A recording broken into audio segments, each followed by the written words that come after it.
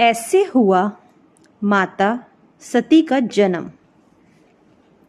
माता सती को ही पार्वती, दुर्गा, काली, गौरी, उमा, जगदम्बा, गिरिजा, अम्बे, शेरावाली, शैलपुत्री, पहाड़ा वाली, चामुंडा, तुलजा, अंबिका आदि नामों से जाना जाता है।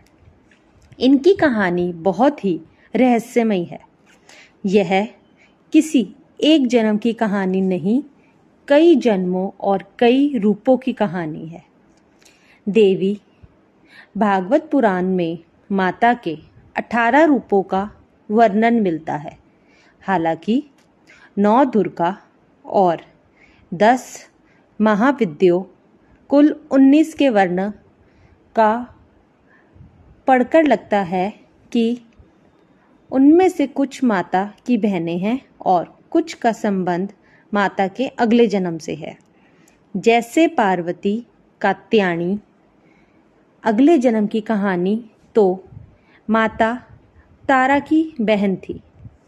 माता सती का पहला जन्म। पुराणों के अनुसार भगवान ब्रह्मा के मानस पुत्रों में से एक प्रजापति दक्ष कश्मीर घाटी के हिमालय क्षेत्र में रहते थे।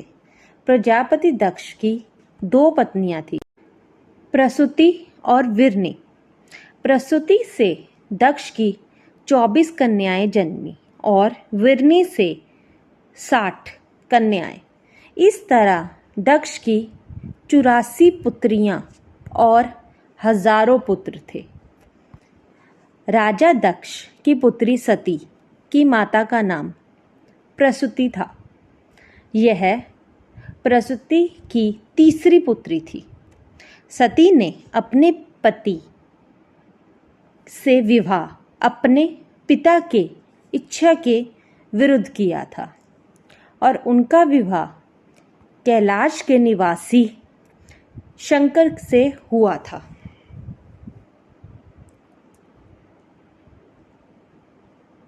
शंकर भगवान सती माता के पिता को बिल्कुल भी पसंद नहीं करते थे, परंतु सती ने अपने पिता की इच्छा के विरुद्ध उनसे विवाह किया।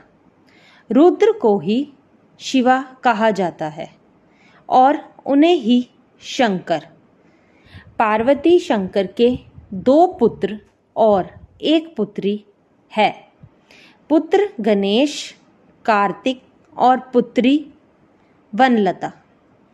जिन 11 रुद्रों की बात कही जाती है वे ऋषि कश्यप के पुत्र थे और उन्हें शिव का ही अवतार माना जाता था। ऋषि कश्यप भगवान शिव के सांडू थे। माता सती ने एक दिन कैलाशवासी शिव के दर्शन किए और उनके प्रेम में पड़ गई, लेकिन सती ने प्रजापति दक्ष की इच्छा के विरुद्ध भगवान शंकर से विवाह कर लिया। दक्ष इस विवाह से संतुष्ट नहीं थे, क्योंकि सती ने अपनी मर्जी से एक ऐसे व्यक्ति से विवाह किया था जिसकी वेशभूषा और शक्ल दक्ष को पसंद कतई नहीं थी। दक्ष ने एक विराट यज्ञ की योजना बनाई, लेकिन अपने पुत्री और दामाद को यज्ञ में निमंत्रण नहीं भेजा। फिर भी सती अपने पिता के यज्ञ पर पहुंच गई, लेकिन दक्ष ने पुत्री के आने पर अपेक्षा का भाव प्रकट किया और शिव के विषय में सती के सामने ही अपमानजनक बातें कही। सती के लिए अपने पति के विषय में अपमानजनक बातें सुनना हृदय विदारक और घोर अपमानजनक था। यह सब वह बर्दाश्त नहीं कर पाई और इस अपमान की कुंठवश उन्हें उसी यज्ञ में कूदकर अपने प्राण त्याग दिए। सती को दर्द इस बात का भी था कि वह अपने पति के मना करने के बावजूद इस यज्ञ में चली आई और अपने 10 शक्तिशाली रूप बताकर डराकर पति शिव को इस बात के लिए विवश कर दिया था कि उन्हें सती को वहां जाने की आज्ञा देनी ही पड़ी। पति के प्रति खुद के द्वारा किया गया ऐसा व्यवहार और पिता द्वारा पति का किया गया अपमान सती बर्दाश्त नहीं कर पाई और इस यज्ञ कुंड में कूद गई। बस यही से सती की शक्ति बनने की कहानी शुरू होती है। दुखी हो गए शिव जब ये बात सुनी और ये खबर सुनते के साथ ही शिव ने वीरभद्र को भेजा, जिसने दक्ष के सर के टुकड़े कर दिए, सर को काट दिया।